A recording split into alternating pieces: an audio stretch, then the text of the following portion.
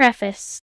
In 1958, a group of black students from Birmingham, Alabama, took a school trip to New York City.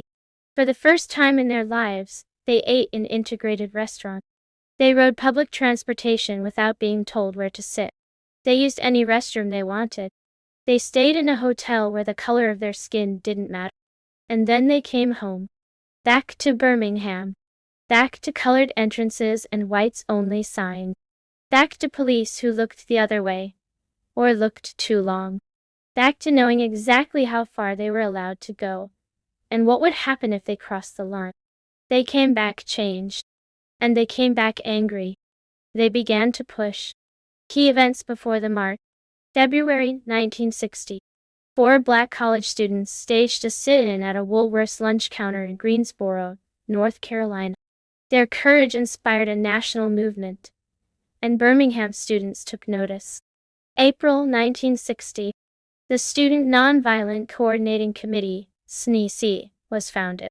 Its members began visiting churches and schools throughout the South, including Birmingham, training young people in nonviolent resistance. April 1963.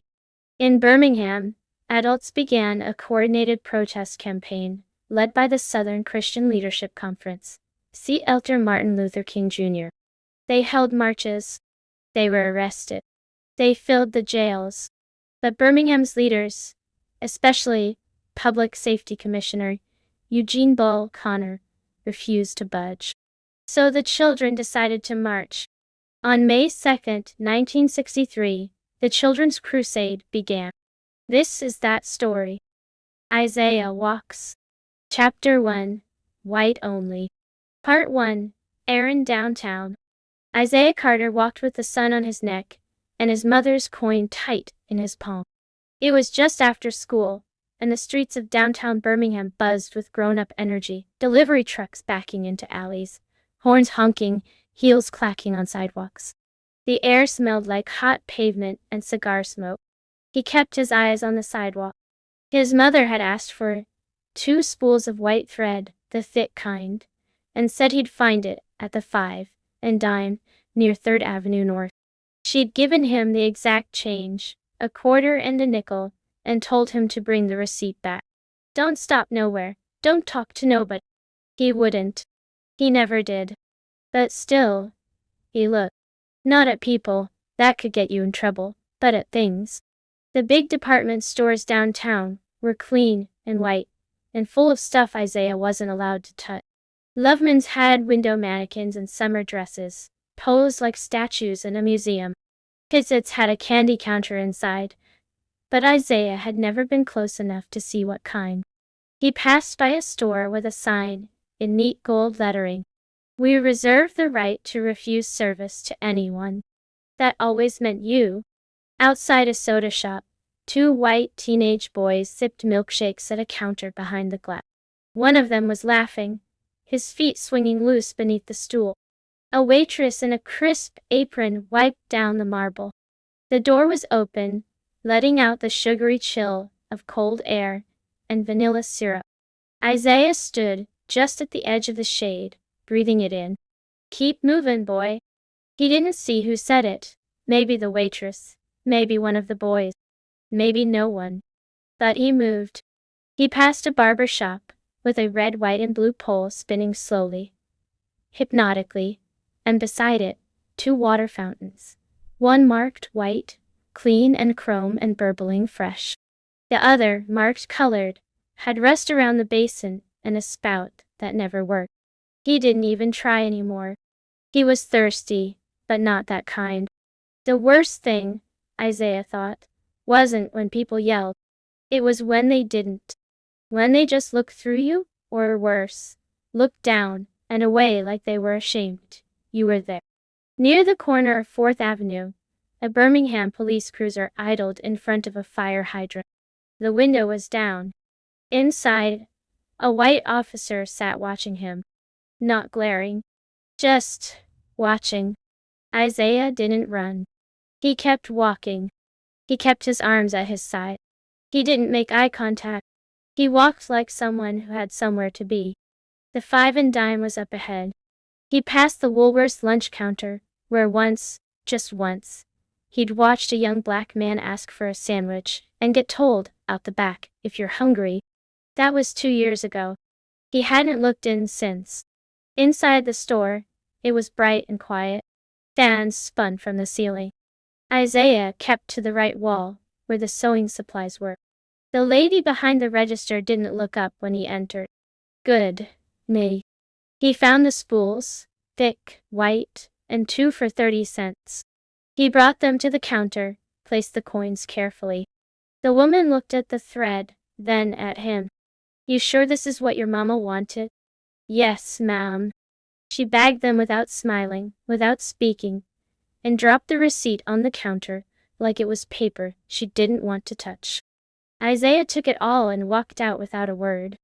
On the sidewalk again, the wind had picked up. He turned down 3rd toward home, and in the gutter beside the curb, he saw a torn flyer flapping against the pavement. He stopped to read it. Mass meeting for freedom. 16th Street, Baptist Church. Youth welcome. Do not fear what can be jailed. Fear what stays silent. He stared at it. A woman passed behind him and nudged his shoulder. You block in the way, baby. He moved aside and kept walking. Part 2. The shoe store. Isiah slowed his steps near the corner of 19th Street and 5th Avenue North, across from Loveman's department store. The sidewalk was shaded by canvas awnings, cool and dim compared to the bright white facade of the building ahead. He didn't cross the street, just stood at the corner near the edge of a lamppost, pretending to retie his shoe. Inside the display windows, mannequins stood stiff in summer suits and lace hats, everything angled just right under the glass. There were no prices. The kind of place where you didn't ask how much. He crept closer to the side window where the children's shoes were. A white boy around his age was seated on a little red stool inside. The salesman knelt in front of him, holding one of the boy's feet, like it was made of glass. Isiah watched as the man slipped on a shiny black dress shoe, tied the laces, then pressed the boy's toe with his thumb to check the fit. The boy laughed at something the man said. Isiah couldn't hear, but it looked like a joke. The mother stood beside them holding a pair of gloves. He had shoes, sturdy ones. Not new, but not falling apart. But no one had ever fit him for anything. He wondered what it felt like to have a stranger kneel and measure your feet, talk to you like your comfort mattered. The door beside him opened with a ding. A white woman stepped halfway out, squinting. She wore a green scarf and lipstick that didn't match. She looked right at him, then over her shoulder into the store. Someone standing out here? Isiah blinked. He stepped back quickly. She wasn't shouting. She wasn't even angry. Just irritated, like someone might be bothering her curtains. A man in a vest, probably the manager, stepped up behind her and gave Isiah a look that wasn't hard, but wasn't warm either. Keep walking, son. Isiah nodded. Yes, sir. He didn't look back. He didn't mutter. He just walked. He crossed over to the other side of the street, heart beating a little faster. He could still see the boy in the window, feet lifted, a new pair being slipped on. The man dusted off each shoe, like polishing fruit. Isiah turned away. He didn't know why it stung so much. He hadn't done anything wrong. He hadn't tried to go in. But something about being told to leave just for standing made his jaw clench and his hands go hot. He looked down the block. The police cruiser from earlier was idling again. Same officer inside, elbow resting out the window, sunglasses hiding his eye. Isiah walked. He kept his head straight, like the cracks in the sidewalk were a path laid just for him. Part 3. The Side Fountain. Isiah's mouth was dry. The sun had burned away the morning clouds, and now the heat came down hard, turning the sidewalk to baking stone.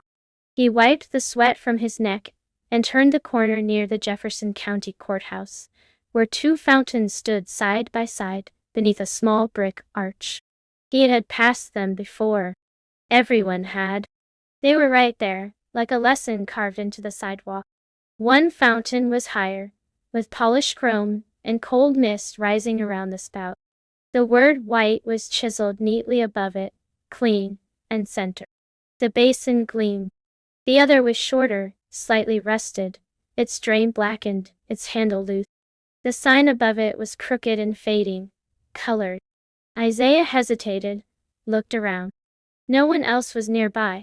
He stepped up to the colored fountain and turned the handle. Nothing. Not even a drip. He bent and blew into the spout, as if clearing it might change something. Then he turned the handle harder, twisting until it squeaked. A sharp burst of brownish air hissed out. Then silence. He stood up straight, jaw clenched. Across the way, the white fountain gurgled happily to itself. He looked at it.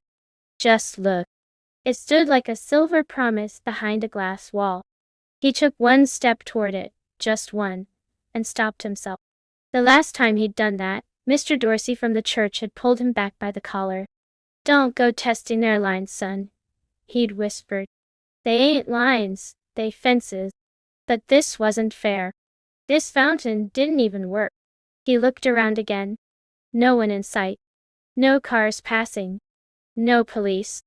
Still he didn't move. Instead he kicked the rusted base of the colored fountain with the side of his shoe. It made a dull clang, not loud, but sharp enough to echo off the bricks. The metal vibrated up his shin. A woman's voice called from somewhere behind him. "Don't be kicking at that like it's yours." Isiah turned. An older black woman was walking with a paper sack cradled in her arms. She didn't stop. He didn't answer. He just looked down at the broken spout one more time, and then walked away. Not fast. Not slow. What? Just walking. Always walking. Part 4. Walk home. By the time Isiah crossed into the edges of the black neighborhoods, the downtown shine had dulled. Sidewalks cracked under weeds. Chain-link fences leaned like old men.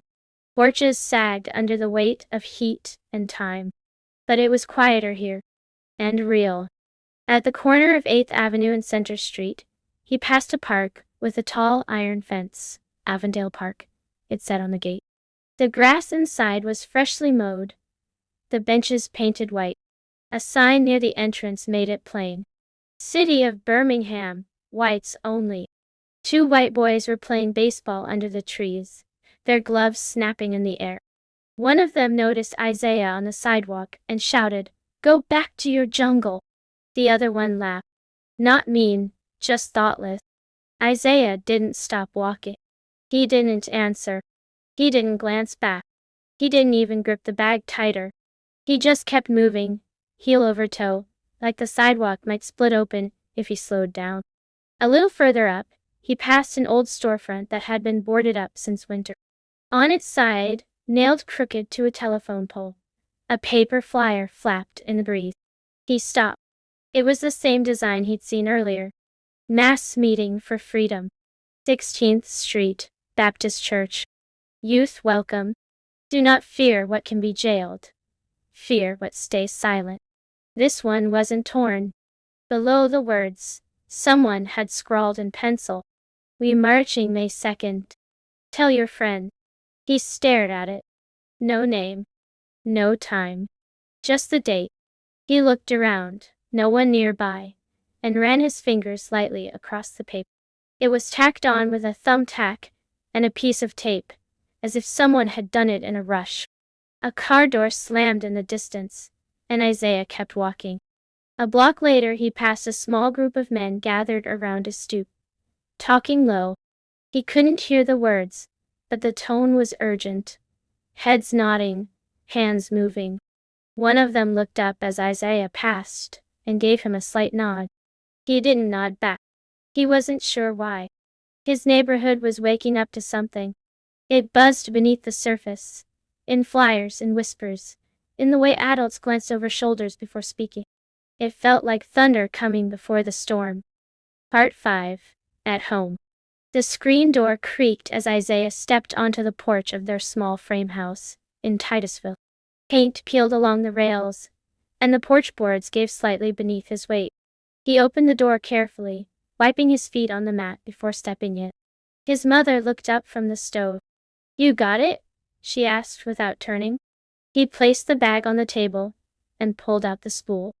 "Yes, ma'am. Thick white thread, 25 cents and a nickel. Receipts inside." She nodded, glanced inside the bag, then reached up to close the kitchen window. The blinds came down with a soft snap. "It's hot," he said. She replied, not looking at him. She was wearing her work uniform still, pale blue with a white apron. Her hands moved briskly, shelling peas into a bowl.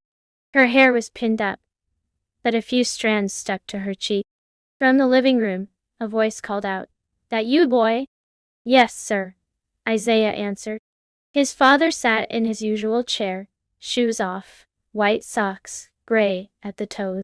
A radio hummed softly beside him, the local station fading in and out of static. It was an old model, walnut box, dials worn from use. "Anything happen out there?" his father asked, eyes still on the radio. Isiah thought about the fountains, the shoe store, the flyer.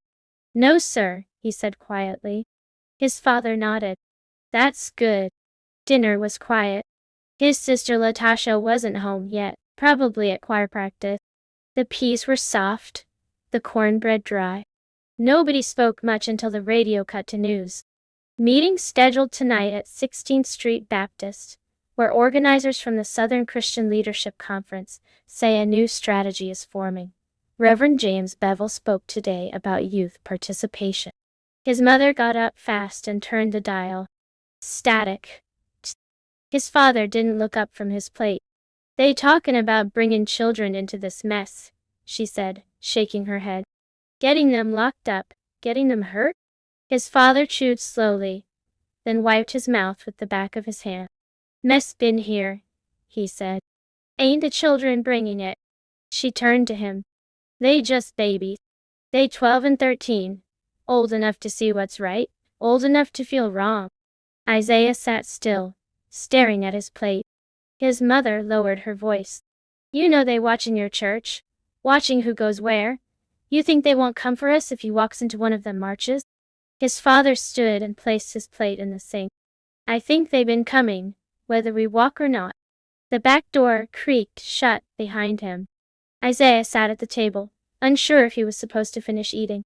From the window, he could hear his father striking a match. The sound of a cigarette lighting. The breath in, the breath out. The room felt heavy. Somewhere in the distance, a train whistled. And outside, taped to a pole not far from their corner, another flyer flapped against the wind. "Mass meeting for freedom.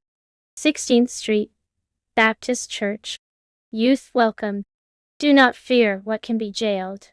Fear what stays silent." This one wasn't torn. Below the words someone had scrawled in pencil. "We marching May 2nd. Tell your friends." He stared at it. No name. No time. Just the date. He looked around, no one nearby, and ran his fingers lightly across the paper. It was tacked on with a thumbtack and a piece of tape, as if someone had done it in a rush. A car door slammed in the distance, and Isiah kept walking.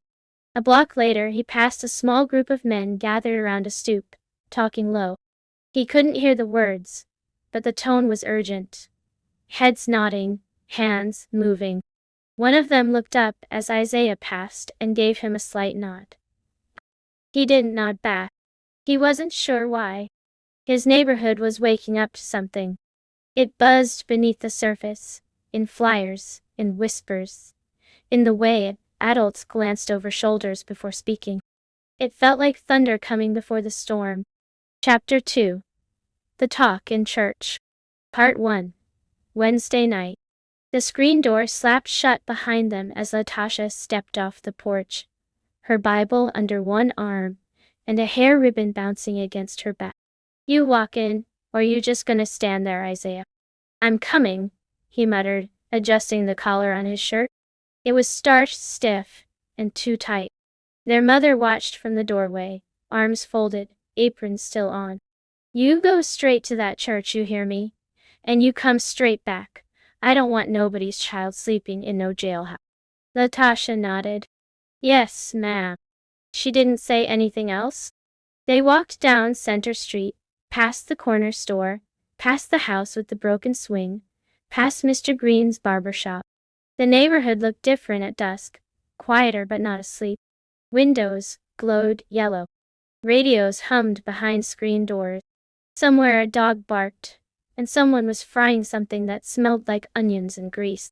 You don't even know what this meeting's about, Isiah said as they walked. Yeah, I do, she answered. It's about us, being tired of waiting. Isiah didn't answer. He didn't know how to talk to Latasha when she got like this. Focused, sharp, her eyes narrowed on something just out of reach. They crossed 6th Avenue, where the traffic thickened, and the night seemed to lean in closer. A few blocks up, the church came into view, 16th Street Baptist, rising tall and solid out of the ground, like it had been planted there 100 years ago and refused to die. The red brick glowed orange under the streetlight. Stained glass windows flickered from within, and above it all, the white steeple stood like a lighthouse. There were people everywhere. Kids mostly. Teenagers. A few little ones holding hands with older siblings. All dressed decent. Button-up shirts, Sunday dresses, shined shoes that scraped against the pavement as they moved toward the front doors. A row of folding chairs had been set up outside for overflow, but they were already full. Isiah followed Latasha up the steps, passing groups of kids clustered in 2s and 3s. Some looked nervous. Others buzzed like they were waiting for a concert to start. He saw one girl writing something on a notepad, another boy holding a stack of flyers like they were baseball cards. The big wooden doors opened, letting out a gust of warm air and a sudden chorus of voices. Latasha grabbed Isiah's wrist and pulled him inside. The church swallowed them whole. Part 2. Down in the basement. The church basement smelled like folding chairs, old hymnals, and hot breath.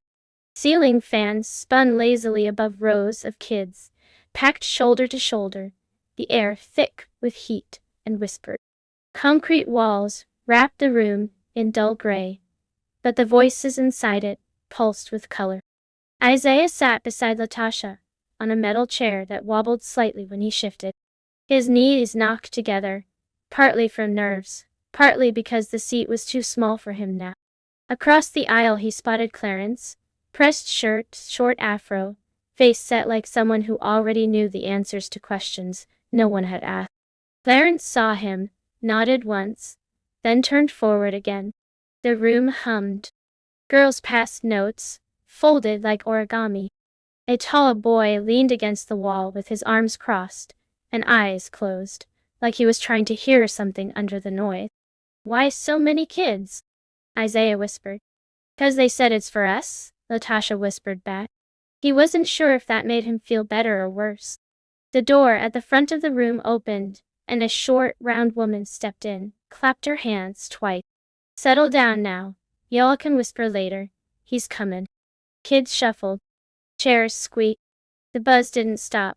It just got tighter. Someone behind Isiah said, "My cousin," said Bevel, "got Dr. King's permission. Said it's gonna be all kids marching." "Real jail?" someone else asked. "Like with bars?" "No, like hotel," another voice snapped sarcastically. "With breakfast and a swimming pool." Scattered laughter. Nervous, high-pitched. Isiah looked at Latasha. She wasn't laughing. From the far corner, someone began softly humming. It was low, almost beneath the ear. The beginning of "We Shall Not Be Moved." A few others joined in. Then, it faded again.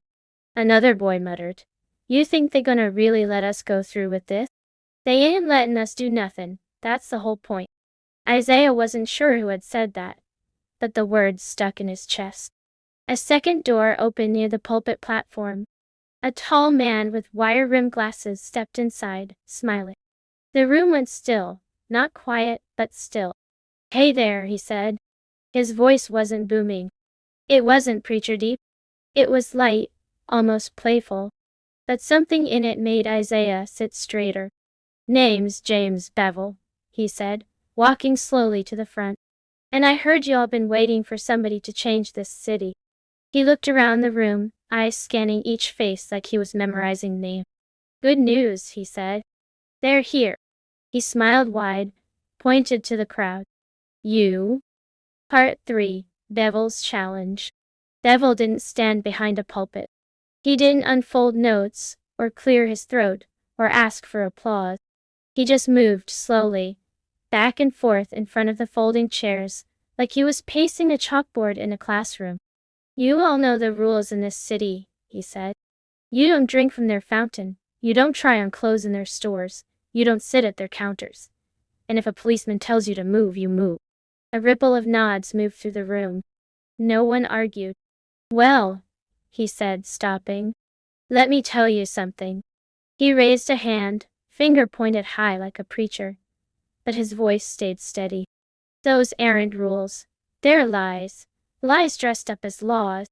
A murmur passed. Some clapped. A few. From the back.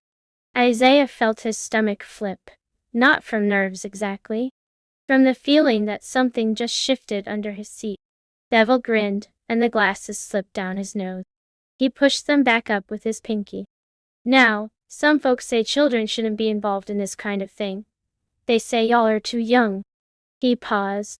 You too young to march, too young to get arrested, too young to stand up. He took a step closer to the first row. But you ain't too young to be kicked out of stores, are you? You ain't too young to be called names. Ain't too young to see your parents humiliated. You ain't too young to drink from the broken fount. He leaned forward slightly. You live the injustice, so don't let nobody tell you you're too young to fight it. The room was silent.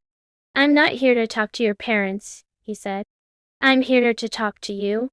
A few heads turned toward the door, half expecting adults to burst in and shut it down. Devil kept going. I'm gonna tell you something, and I need you to hear it like the Lord himself whispered it in your ear. We can't win this without you. A long pause. Then, we're asking you to walk. Chairs creaked as bodies shifted. Walk out of school. Walk out of your house. Walk into the streets and say, we want to be treated like humans. Not tomorrow. Now. One of the girls behind Isiah clutched her Bible tighter. Way up front raised his hand. They gonna arrest us? Devo looked him straight in the eye. Some of you? Yes. Another hand. How long we in jail? Devil shrugged. Could be a day, could be 3, could be a week. Depends how scared they get. A voice from the back. They got dogs. Devil nodded. They got dogs. They got hoses. They got fear. He pointed at the crowd. But what do we got? Silence. Devil shouted now, loud and bright like a trumpet. We got truth. We got righteousness. We got feet. And feet don't lie. Scattered clapping. Then more. A few kids jumped to their feet. Clarence stood up, eyes wide, and shouted, We marchin'! Devil laughed and pointed at him. Now that's what I'm talking about. Isiah stayed seated. He didn't know what he was feeling. Electricity, maybe. Or dread. Or both, tangled. He looked around at all the kids, standing, smiling, some shouting. But he kept his hands in his lap. His feet, though, they twitched. Part 4, Feet, not fists.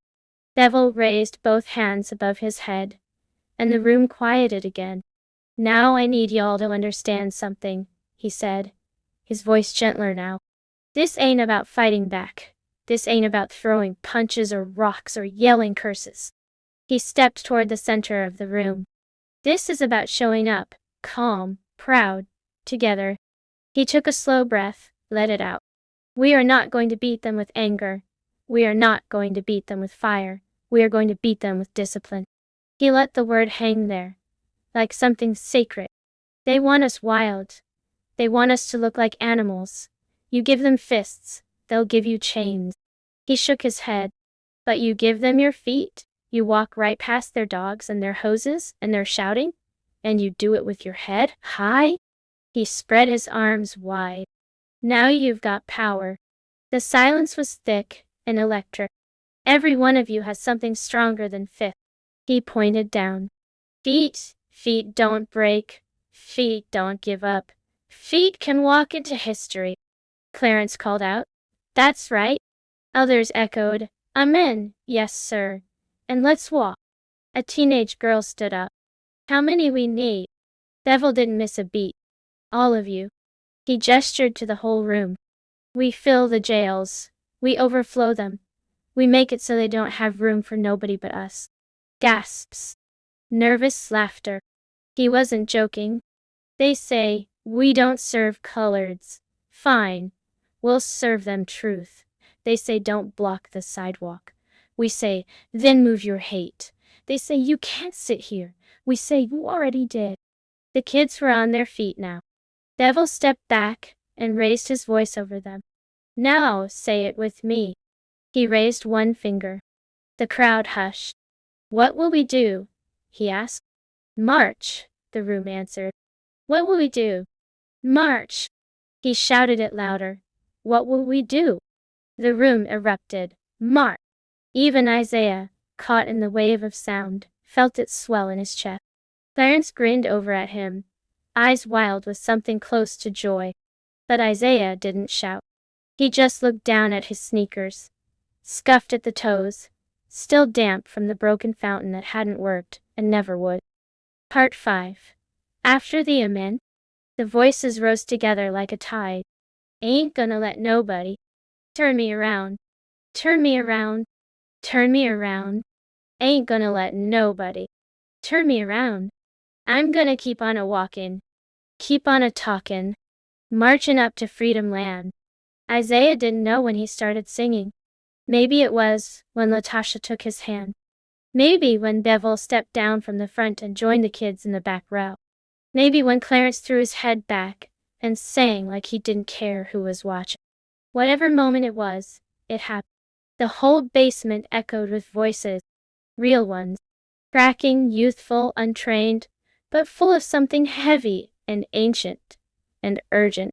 When the song ended, there was no applause, just breath, the kind of stillness that comes not from exhaustion, but recognition. Like everyone knew, we just made a decision. Devil raised one hand. We meet again tomorrow. Tell your friends, bring M with you. The chairs scraped. Backpacks were gathered.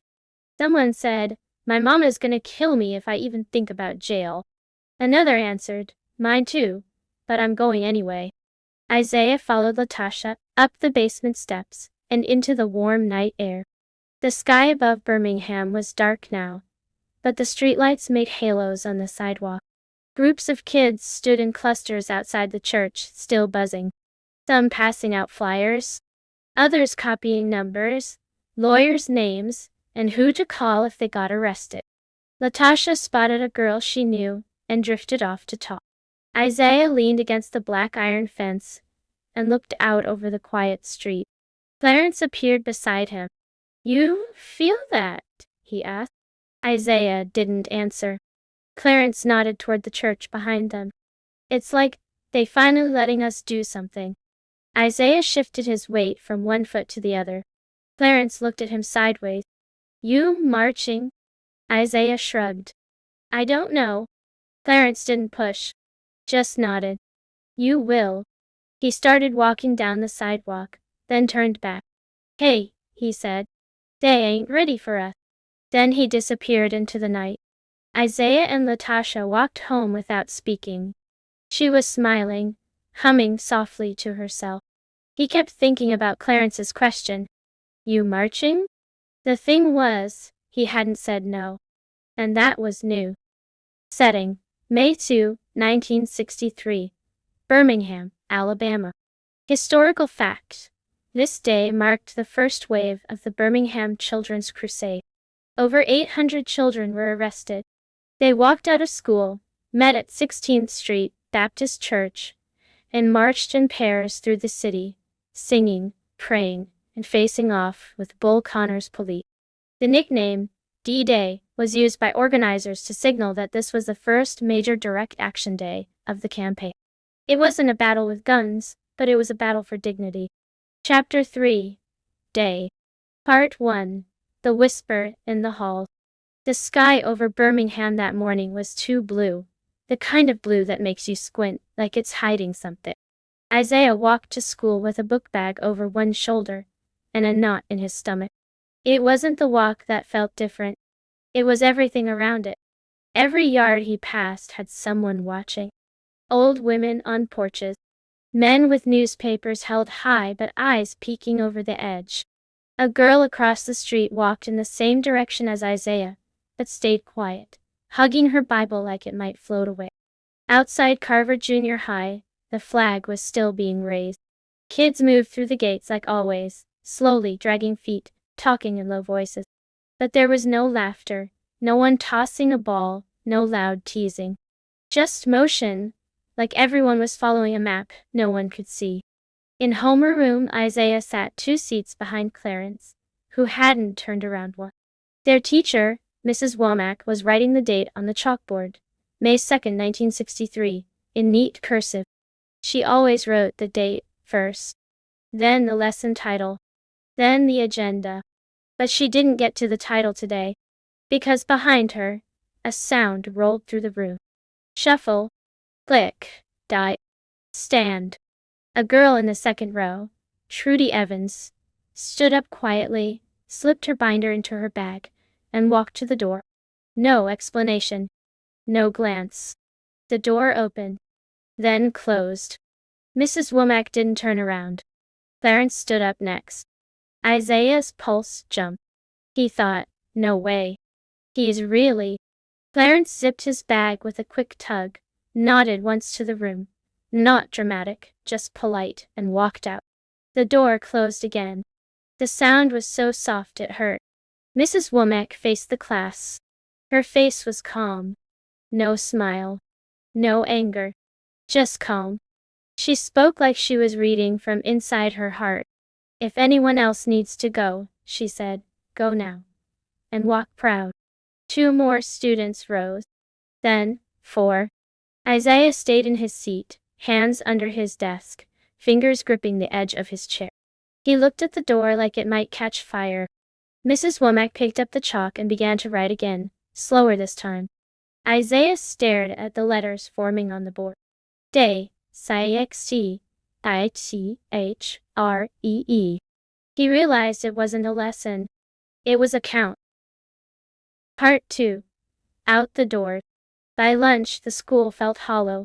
Not empty, not yet, but missing something vital. Like sound had been sucked from the corners of every room. Isiah sat at a lunch table with 3 other boys, none of them eating. The trays in front of them were barely touched. Spoons scraped trays. Nobody talked. Across the cafeteria, a girl stood up. Then another. And another. No signal. No announcement. Just a rising. They moved in 2s and 3s, walking toward the doors like they were late for class. A teacher at the exit stood back. Isiah saw her fingers trembling as she opened the door for them. Latasha had told him last night, it'll start with the ones who ain't scared. He hadn't believed her. But now it was happening. And it wasn't loud, it wasn't wild. It was precise. Quiet like thunder far off. Clarence was already gone. Half of homeroom too. A group of boys stood and headed for the exit.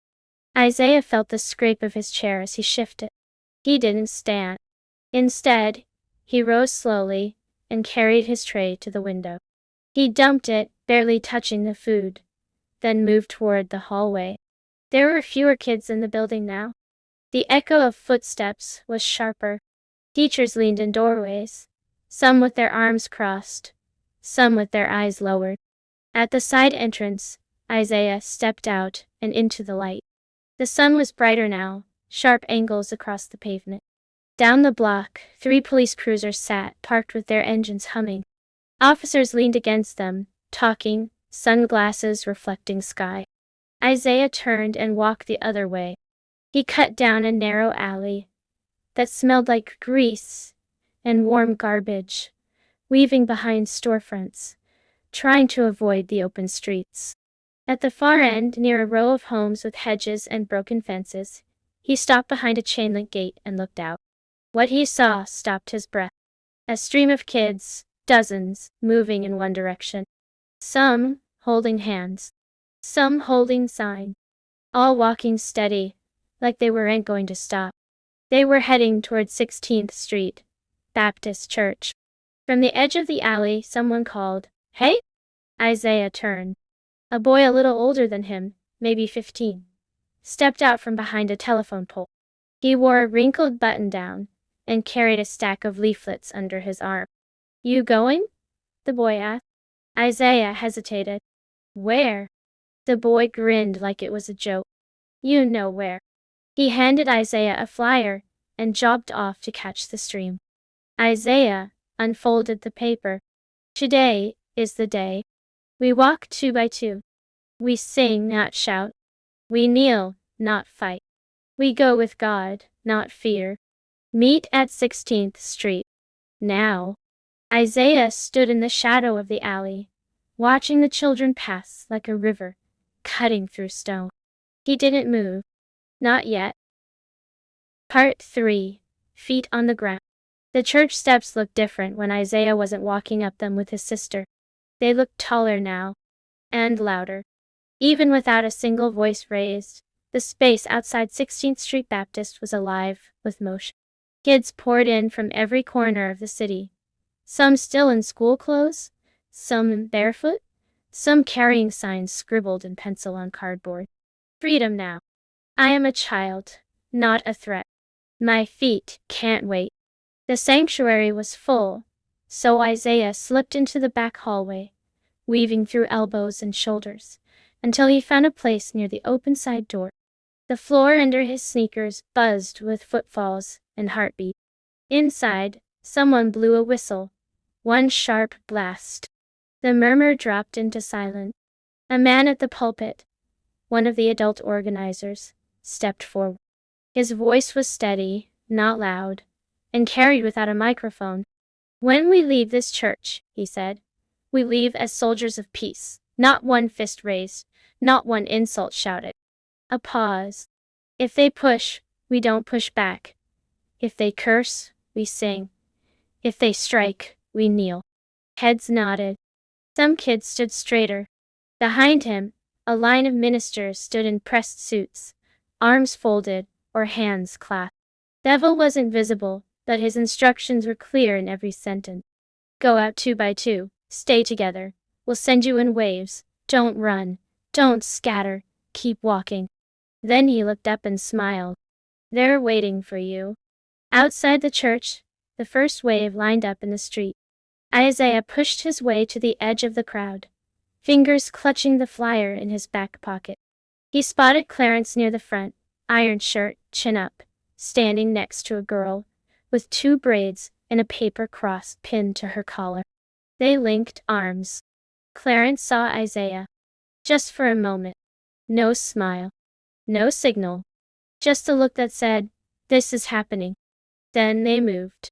2 by 2, kids stepped off the curb and into the street.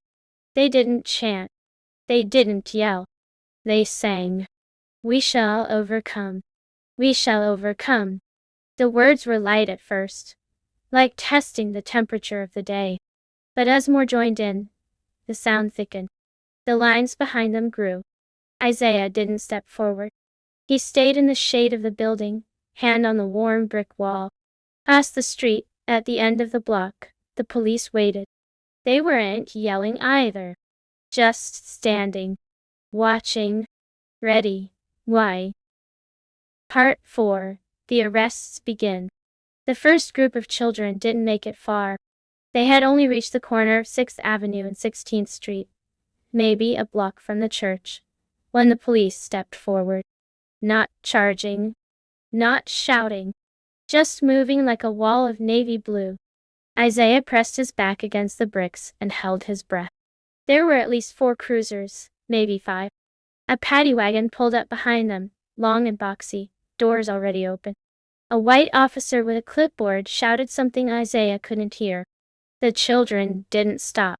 "Deep in my heart, I do believe we shall overcome someday." That was when the police moved in. They didn't swing club. Not yet. They just started pointing, grabbing, barking orders.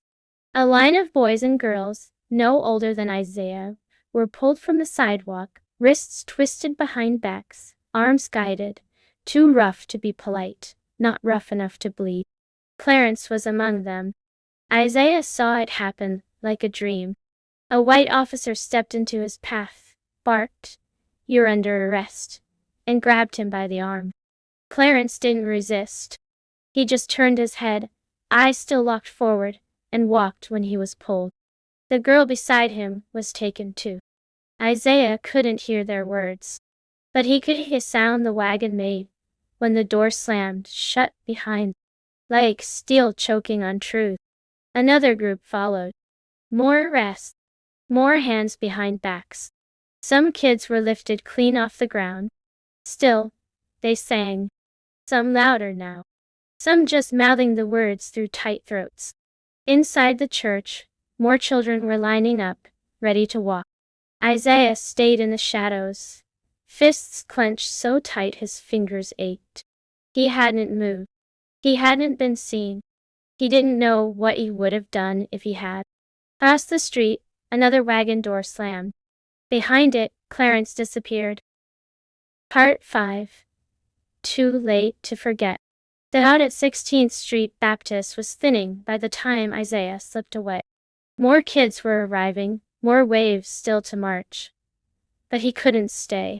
He walked home with his head down, fists in his pockets. The sounds of the city, too loud and too quiet, all at once. On the corner of 8th Avenue, two white men stood by a parked truck, watching the street. One of them spat and said, "Get in, I'm locked up younger every year." Isiah crossed to the other side. He didn't run. He didn't look back. By the time he reached his front steps, his legs ached like he'd marched 100 miles, though he barely moved. The porch creaked beneath him. Inside, the house smelled like cornbread and bleak. His mother stood at the window, arms folded. She didn't ask where he'd been. He didn't offer. She reached over, turned off the radio. He sat at the table. The clock ticked. The floor creaked as the house settled around them. Finally, from the next room, the radio clicked back on. Today in Birmingham, over 800 Negro school children were arrested as part of what organizers are calling a nonviolent children's crusade. The demonstrators, some as young as 9, marched from 16th Street Baptist Church in defiance of city orders. Commissioner Eugene Bullconnor said he would, quote, "fill the jails if I have to fill the schools to do it." Isiah's mother turned it off again. Silence. Then, in a soft voice, like it hurt to say it, "Did you see them?" Isiah nodded once. She didn't press. He went to his room, lay on the bed, stared at the ceiling. His shoes were still on. The paper flyer from the alley was still in his pocket, folded soft at the corners. He pulled it out, smoothed it across his chest. The words blurred in the dim light.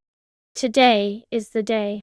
He whispered something, not loud, not proud, not brave. Just true. Marching up to freedom land. His voice cracked. He didn't sing the rest. But he didn't forget it either. Setting: May 3, 1963, Birmingham, Alabama. Historical fact. On this second day of the Children's Crusade, thousands more students marched. In response, Bullconnor dramatically escalated tactics. Police used fire hoses powerful enough to strip bark from trees, and police dogs were released on peaceful child protesters. Jails were overflowing. Some children were held in animal cages at the fairgrounds. Many remained detained without parental contact. Chapter 4: Steel Doors. Part 1: Overflowing. The church looked different in the daylight. Isiah had seen it crowded before, on Sundays, on holidays, during choir revivals, but never like this. The sidewalk outside 16th Street Baptist boiled with people, kids, parents, ministers, out-of-towners holding notepads and microphones. Parked news vans lined the curb, their antennas angled like spears toward the sky. Isiah stood across the street, his hands tucked into the pockets of his jacket, heart thudding like he'd run a mile. A boy passed him holding a sign drawn in crayon. I'm marching for my daddy too. Another girl, maybe 11, wore a dress with grass stains on the knees, and a paper tag safety pinned to her collar. It had her name, her mother's name, and a phone number written in thick black marker. Isiah swallowed. The crowd wasn't loud. It didn't shout. It pulsed, a living thing waiting for the next breath. He crossed the street slowly, keeping to the edge. No sign of Clarence. No sign of Latasha, either, though he knew she'd come, with or without permission. On the front steps, one of the ministers spoke softly to a reporter. We filled the jail yesterday, he said. 800 children, 800, and Bull Connor says he's got room for more. The reporter jotted notes. Where are they putting them? The minister shook his head. Fairgrounds, locked inside animal pens, no beds, no phones. Isiah's chest tightened. A girl beside him whispered to her friend, I heard they left the lights on all night. No blankets, just concrete. A teenage boy added, They're feeding them peanut butter sandwiches and water twice a day. The others nodded. None of them said they were surprised. From inside the church, another group began lining up, rows of children in twos, hands clasped or linked. The younger ones looked straight ahead. The older ones clenched their jaws like they were biting back thunder. Isiah stepped onto the sidewalk and looked toward the end of the block, where the street widened and police cars formed a wall. He could see them waiting, still as statues but coiled. The girl with the grass-stained knees reached up and took the hand of the boy next to her. They didn't say anything. They just stepped off the curb. Part 2. Connor's Orders. Isiah had never seen so many police in one place. Cruisers lined the block like barricades made of steel and glass. A prisoner transport truck idled at the intersection, its back doors open like a mouth. Uniformed officers stood in clusters, arms crossed, clubs on their belts, eyes behind mirrored sunglasses. Some leaned on their cars. Others paced. But they weren't just watching anymore. They were waiting. The first line of children stepped off the church steps, 2 by 2, just like yesterday. They walked with heads high and mouths full of song. Isiah couldn't hear every word, but the melody cut through the street like wind through pine needles. Ain't gonna let nobody turn me around. Isiah stood behind a telephone pole, close enough to hear, far enough to disappear if he had to. An officer near the front squinted, then turned to a colleague and muttered something Isiah couldn't hear. The second one laughed, short and mean, then pointed toward the fire truck parked just behind them. Another officer climbed up into the truck and grabbed a hose. Isiah's mouth went dry. A voice snapped through a megaphone. Disperse immediately or face arrest. The children kept walking. Another blast. This is your final warning. They didn't stop. They didn't speak. They walked like they belonged there. A police radio squawked somewhere, and one of the officers nodded, as if waiting for a signal. Then came the voice, not from the megaphone, but from a man leaning out of a white city car near the front. A man in a suit, red-faced, and shouting with a finger pointed high. Bull Connor. Isiah had seen his picture in the paper, had heard his name whispered like a curse. Now he heard the voice that matched the stories. Turn the hoses on them. No hesitation. No warning. Isiah felt his knees lock. Across the street, one of the firefighters twisted a valve, and the thick black hose reared up like a snake with steel skin. Kids up front kept walking, just 2 more steps. Then, the water hit. Part 3. The water hit. It didn't sound like water at first. It sounded like tearing, like canvas ripping, or a branch snapping in a storm. The hose unleashed a white-hot jet of water, cutting sideways through the street, with a force Isiah had never imagined. The children in front never had a chance. The girl in the grass-stained dress was lifted off her feet. Not flung, not tossed, launched like a rag caught in a storm. She slammed into the side of a parked car with a metallic clang, bounced, and fell hard to the sidewalk. The boy beside her spun out, arms pinwheeling, and hit the ground sliding, his back scraping across the concrete. Behind them the next wave faltered, but didn't break. They kept coming. The water hit them too. Clothes clung to skin. Hair flattened. Signs dissolved. A line of young boys was knocked down in a single sweep, their bodies skidding along the wet pavement like stones on glass. Screams. Not of rage. Not of protest. Just human pain. The firemen didn't blink. They adjusted the stream. Another blast. Isiah flinched as the mist hit his face. Even here, behind the pole, across the street. The sheer sound of it rattled his teeth. Another group of children stumbled backward, hands up, shielding their faces, but still refusing to run.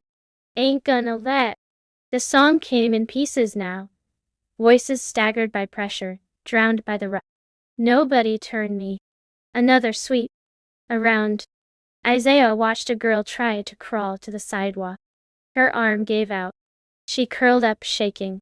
A white photographer darted forward, snapped a picture, then ducked away as a firefighter turned toward him. The water missed, but just barely. A second hose started. Now, two white streams carved through the street, the sidewalks, the signs, the song. Isiah's shirt clung to his back, soaked with sweat and spray. He couldn't move, couldn't think. He only saw. A boy no older than 10 sat on the curb, clutching his side, gasping.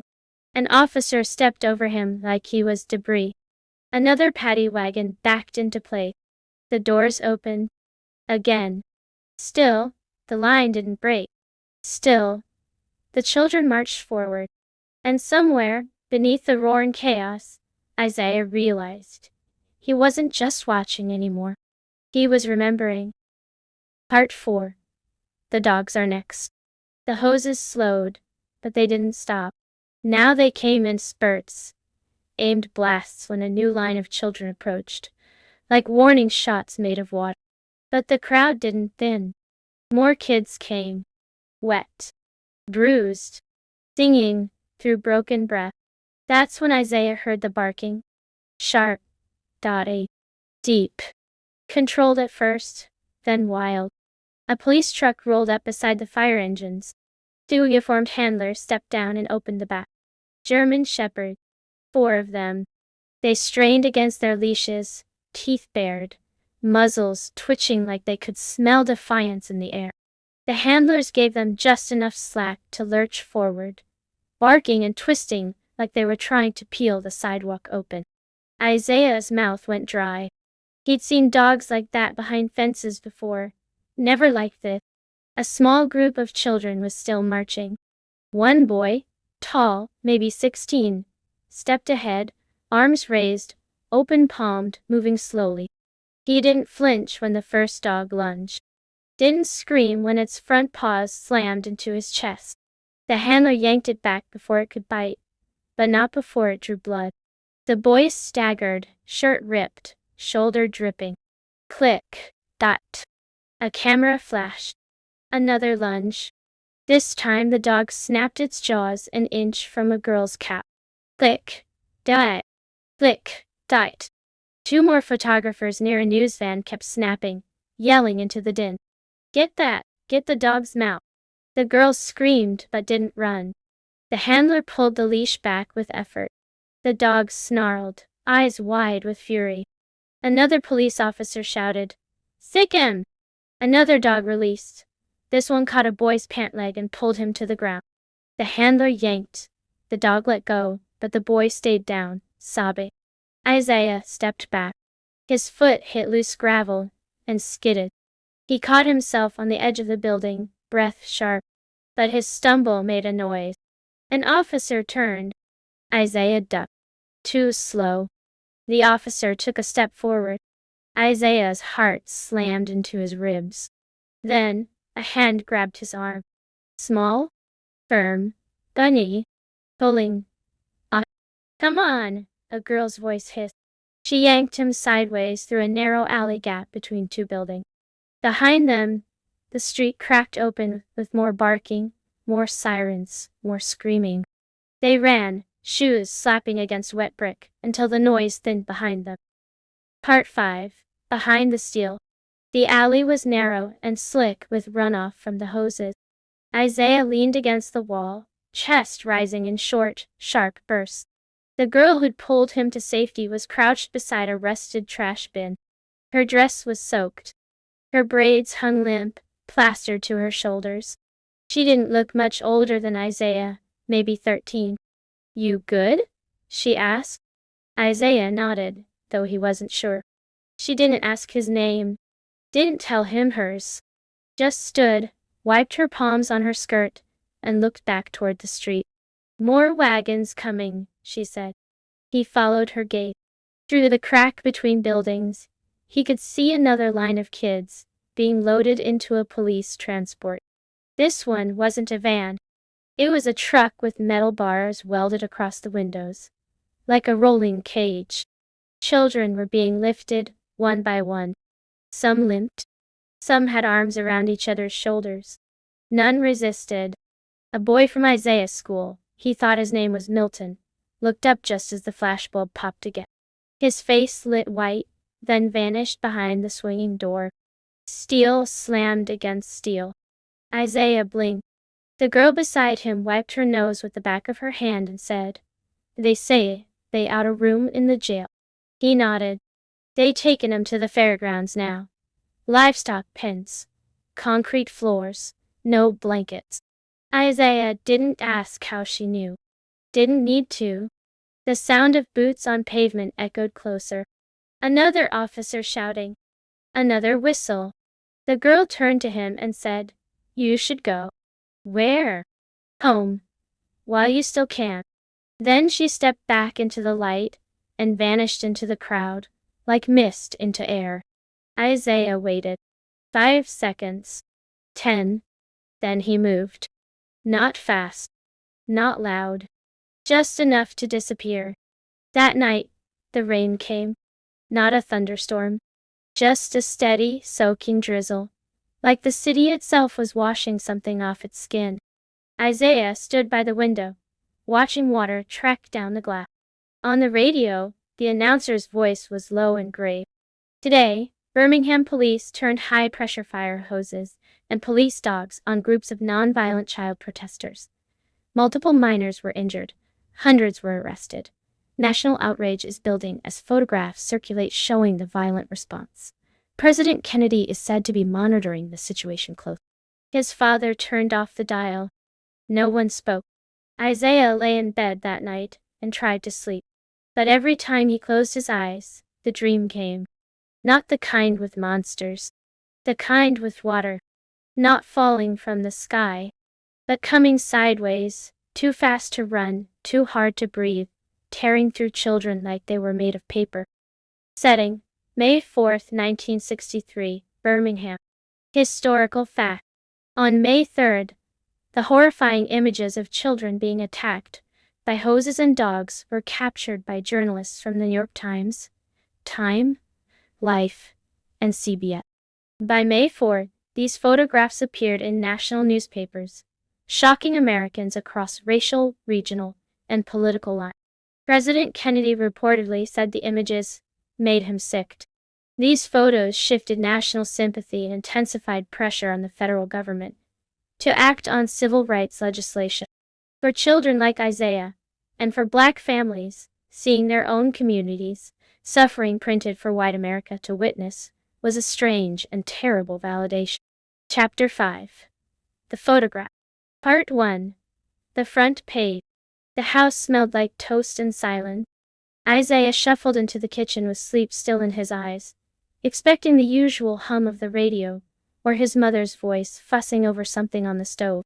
Instead, there was only the low rustle of newspaper and the tap-tap of his father's thumbnail against the coffee cup. The Birmingham News lay open on the table, spread wide across the wood, like a map someone was too afraid to fold. His father didn't look up. Isiah slid into his chair. That's when he saw it. Front page. Black and white. Big as the paper would allow. A boy, maybe 16, held in place by a Birmingham police officer, while a German shepherd lunged up, its teeth bared an inch from the boy's side. The boy's face was twisted, but not in fear. It was defiance. His hands were down. His body didn't flinch. The dog looked like fury in motion. Behind them, blurred in the background, were others. Children, signs, uniforms, the edge of the church step. Isiah didn't breathe. He recognized the boy. He didn't know his name, but he'd seen him. Yesterday, maybe the day before, lining up with the others, tall and calm, always near the front. Now he was the photo. His father turned the page without speaking. Isiah stared. The caption below the image read, "Police dog attacks protester during demonstration by Negro youths. Birmingham, May 3. Not child. Not student. Not unarmed. Not peaceful. Just protester." His mother stepped into the doorway, drying her hands on a dish towel. She looked at the table and froze. "That's today's." His father nodded one. She walked slowly over and leaned down, staring at the image. She didn't touch it. She didn't blink. Then she whispered, "Now they know." Isiah looked at her. "Know what?" She didn't take her eyes off the photo. "That we weren't making it up." His father folded the paper in half, as if it had said too much. But the image stayed with Isiah, burned into the backs of his eyes like it had been pressed there. He thought, that could have been Clarence. Then, that could have been me. Part 2. The neighborhood stirs. By mid-morning, the street outside was alive with the quiet kind of movement. No shouting, no children playing, just small clusters of people standing close together, paper folded under arms or spread open across lap. Isiah walked slowly toward Mr. Otis's corner store, not for candy, not for errands, just to see who was talking, and what they were saying. Old women with sun hats sat on milk crates, murmuring like they were back in church. A pair of young men leaned against a fence post, one holding up a copy of the Birmingham News, like it was proof of something he'd been saying for years. "That dog wasn't confused," the man said. "That dog was trained. You see the leash? You see the teeth? That officer let him go just far enough." The other one nodded. "And that boy ain't even flinching. You see his hands? Down at his side. Like he knew the whole world was watching." A third man, older, crossed his arms and said, "That picture gonna do more than 50 sermons." Someone laughed, low and bitter. A woman down the block held up her copy to show her friend. "They printed it on page 1, can you believe that? Still had the nerve to call us agitators?" Isiah kept walking. On a porch near 9th Avenue, a group of teenagers passed around the paper like a football, pointing out faces they thought they recognized. "That's Marcus. Look. Ain't that him?" "Nah, too tall. Might be Rico from over on 6th Street. Don't matter who it is. Could be any of us." A white car rolled past slowly. Northern plates, windows down. The driver held a camera on his lap. The conversations paused as it passed. Eyes followed it. Nobody waved. Isiah reached the store and paused by the screen door. Through it, he could see Mr. Otis behind the counter, watching a tiny black and white television on top of the fridge. The sound was low, but clear enough. A white news anchor, reading with a serious face. Images of young demonstrators in Birmingham, facing police dogs and high-pressure fire hoses have caused outrage across the country. President Kennedy is said to be closely monitoring this. Mr. Otis looked up, saw Isiah, and nodded once. "They finally seen it," he said. Isiah didn't answer. He wasn't sure who they were. He just knew the picture was everywhere. And now, nobody could say they didn't know. Part 3. A different kind of power. The church basement didn't feel like a basement that day. It felt like the inside of a drum, tight, echoing, full of something ready to break open. Kids sat in the same folding chairs as before. Same walls, same windows high on the brick. But nobody passed notes. No one whispered jokes. Even the younger ones sat still, knees pressed together, backs straight like they were in a courtroom. Isiah took a seat near the back. He didn't look around for Clarence. He knew better now. At the front of the room, Reverend Bevel stood behind a narrow podium. He held nothing in his hands, not a Bible, not a folder, just a single sheet of newsprint, folded twice. He lifted it up, high above his head. No introduction, no sermon, just the paper, folded open. The image faced the room. That boy, that dog, that moment. No one gasped. No one had to. They'd all seen it already. They were living it. Bevel spoke slowly. They wanted to hide our truth. His voice was low, but it carried. They wanted the country to think we were causing trouble, starting fires, breaking laws. But now, he raised the photo again. Now our truth is on their kitchen tables, in their newspapers, on their televisions. A hand went up in the second row. Bevel nodded. A girl stood. She looked barely 13. Her eyes were red, and her fists were clenched at her sides. My brother's in the fairground pens, she said. We haven't heard from him in 2 days. She didn't cry until she tried to sit back down. The girl next to her wrapped an arm around her shoulder. No one told her to be strong. Another voice spoke from the side. How many more they gonna take before they stop? Bevel answered without pause. As many as it takes. That silence returned. Not dead, not numb, just heavy. Isiah sat frozen. Still. Bevel turned to face them all. You don't have to march, not yet, but you need to decide. Are you ready for the cost? A rustle of movement. Shifting chairs. Swallowed breath. Then, one after another, kids began nodding. Not everyone, but enough. Isiah didn't move. But inside him, something did. Like a match struck in the dark. Part 4. Pinned to the wall. The hallway outside his father's study was quiet, except for the low hum of the overhead light, the kind of old bulb that always buzzed, even when no one spoke.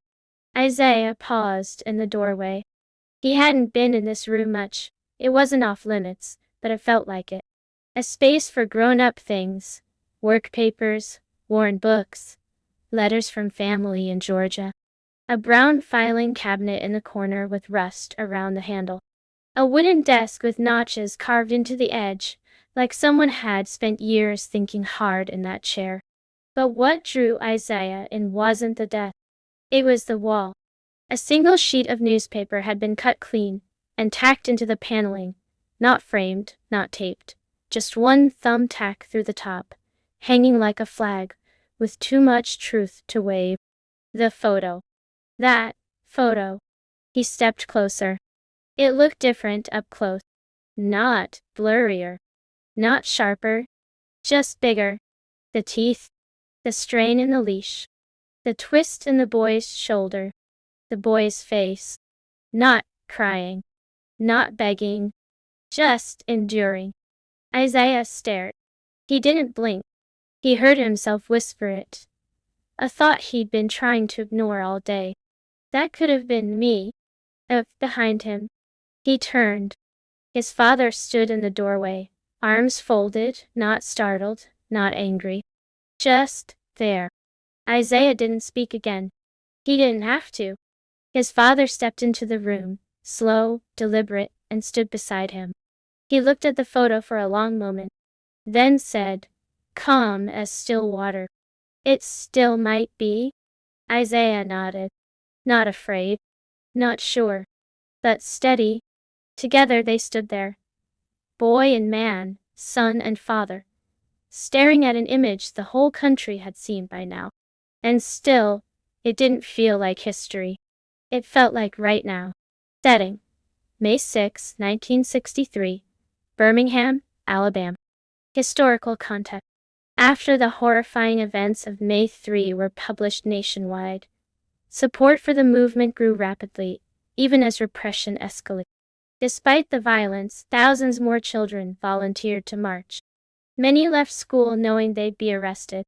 Some estimates put the total number of arrested children at nearly 2,000. Will Connor doubled down. Jails overflowed, yet he kept ordering arrests. The world was watching.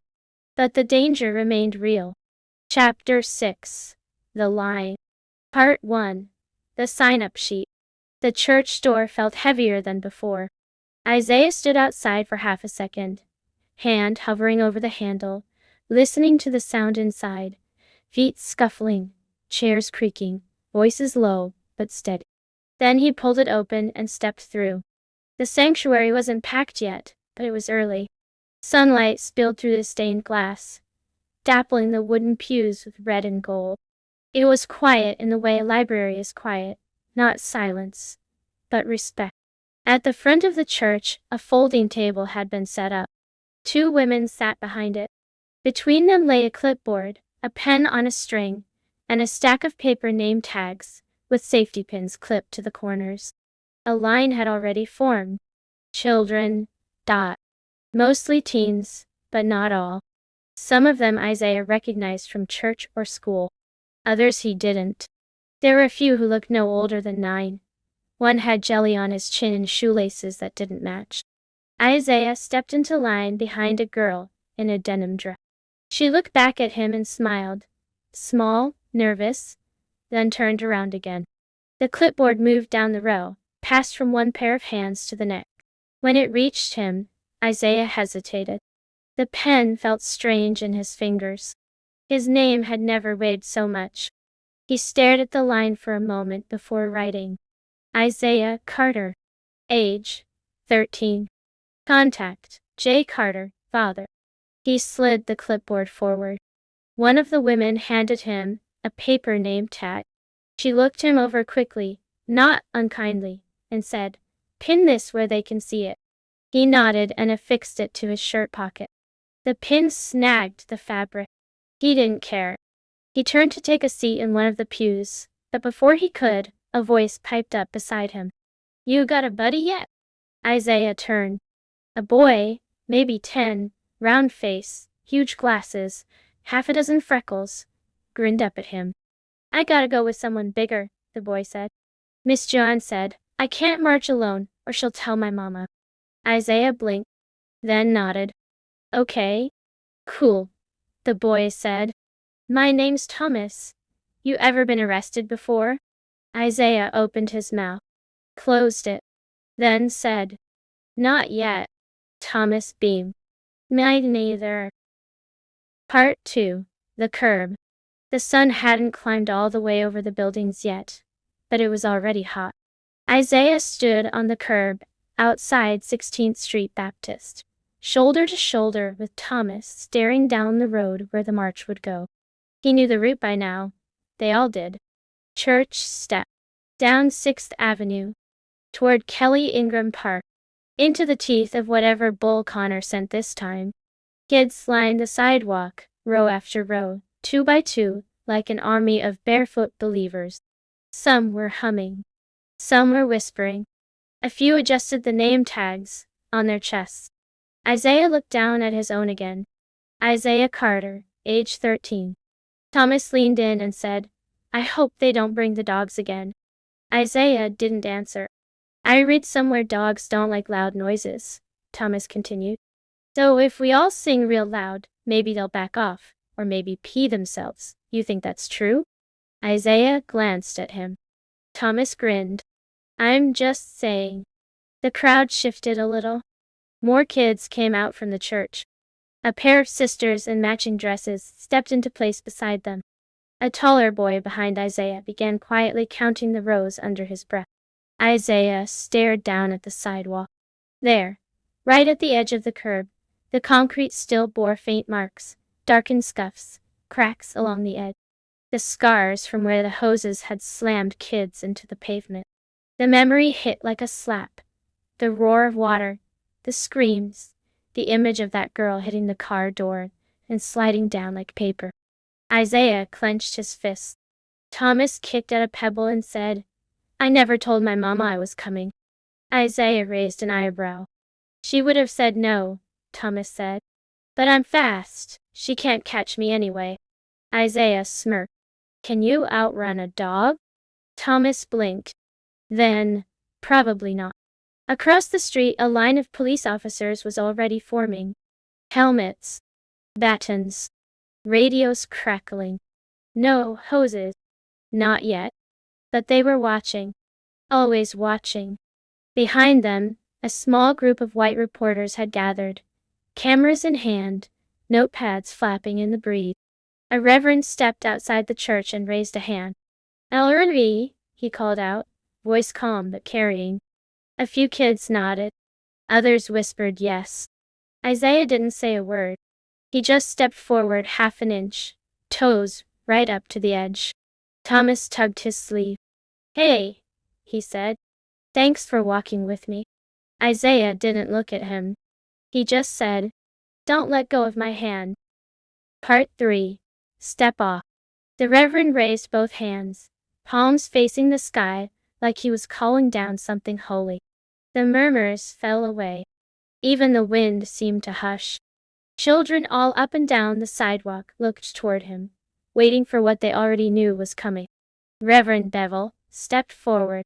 He didn't shout, didn't pace, just spoke in that deep, steady voice that filled every space like a heartbeat. "We march because we must. We march because silence hasn't saved us. We march because Jesus walked, and so will we." Amen. Heads bowed. Not all, but many. Then he said, "Let the children lead." And he turned toward the street. The first row stepped off the curb. Then the next. And the next. Isiah's row was 7. Thomas reached for his hand without asking. Isiah didn't pull away. "Ain't gonna let nobody turn me around." The voices began low, uncertain, like the sound of thunder in the distance. "Turn me around." But with each row, it grew. "Turn me around." Then their turn came. Isiah's foot lifted. For a split second, it hung there, like the world had stopped spinning. Then it came down. Off the curb. Onto the road. His other foot followed. They were walking. Isiah didn't feel brave. He felt hollow. His legs moved like someone else was guiding them. His mouth joined the singing, but he couldn't hear his own voice over the other. Thomas's hand was still in his. The heat from the pavement rose up in waves. His name, tag, fluttered slightly in the breeze. The police line loomed ahead, unmoving, unreadable. A photographer moved parallel to them on the sidewalk, snapping pictures without stopping. Isiah caught a flash of the lens. A row of girls in front of them raised their arms and sang louder. Thomas whispered, "That's the same cop from the other day, the one with the dog." Isiah's chest tightened. But he didn't stop. He didn't even slow. The badge numbers got closer. One officer lifted a radio to his mouth. Another started walking toward them. Isiah squeezed Thomas's hand. "Just keep walking." Part 4. Just keep walking. The officer raised one hand, palm out. The line of children slowed. Not stopped, not yet, but stuttered like a song missing a beat. Isiah felt Thomas press closer. A police van's engine hummed nearby, already idling. A voice rang out. "This is an illegal assembly. Disperse immediately or face arrest." No one moved. Another officer stepped into the street.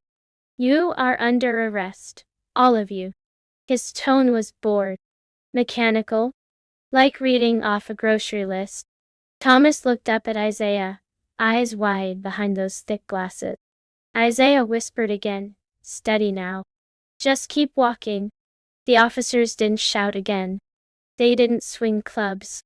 They simply reached into the lines, one by one, and began removing children.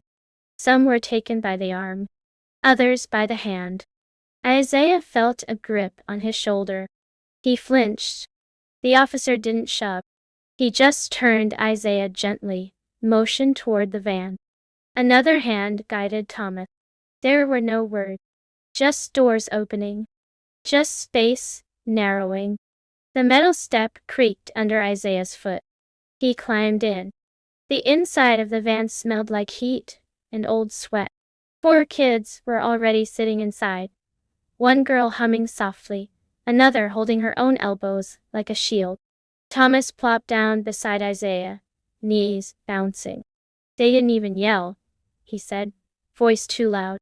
Isiah didn't answer. Out the small barred window, he saw more children stepping off the curb. The line kept going. The door swung shut behind him. Click. From the front seat, the driver muttered into the radio. "Another load. Head into the fairgrounds." Before the engine shifted into gear, a white flash lit up the window. A photographer, close enough to touch the glass, snapping a shot through the bars. Isiah blinked, then straightened his back. He thought, let them see this too. The van pulled away. Setting: Birmingham Fairgrounds Detention Center, May 6-7, 1963. Historical context. With Birmingham's jail overflowing, Bull Connor ordered hundreds of children held at the state fairgrounds, locked inside animal pens and livestock buildings. They slept on concrete floors, with no bedding, no privacy, and often barely any food. There were so many children arrested, officials had no real plan to house them. Despite these conditions, children sang freedom songs, organized games, and supported each other. They were not broken. They were empowered. Chapter 7: Jail as a School. Part 1: The Ride. The police van rattled, like it had a bad memory. Every bump in the road made the frame groan. There were no seats, just a steel bench along each wall, and too many kids for everyone to sit. Isiah stood with his back braced against the side, knees bent slightly, trying not to fall. Thomas had wormed his way into a seat between two older girls, clutching his name tag like a ticket. No one spoke much. The air inside was damp and close. Sweat, fear, whatever lunch had been eaten hours earlier. A faint trace of the fire hose hung in the fabric of Isiah's shirt. They rode in silence for a long time. Isiah couldn't see out. The only light came from two tiny slats near the roof.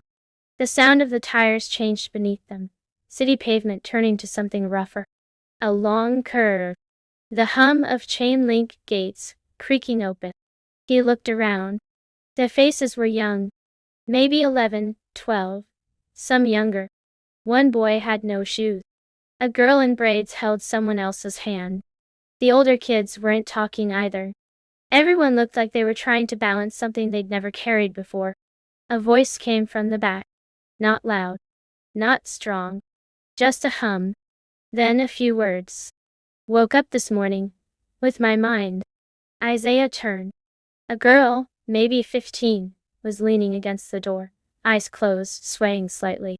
"Stayed on freedom." She kept going. Another voice joined her. Then, another. The van didn't get louder. It got fuller. "Woke up this morning, with my mind." Thomas turned toward Isiah and whispered, "They're singing in jail?"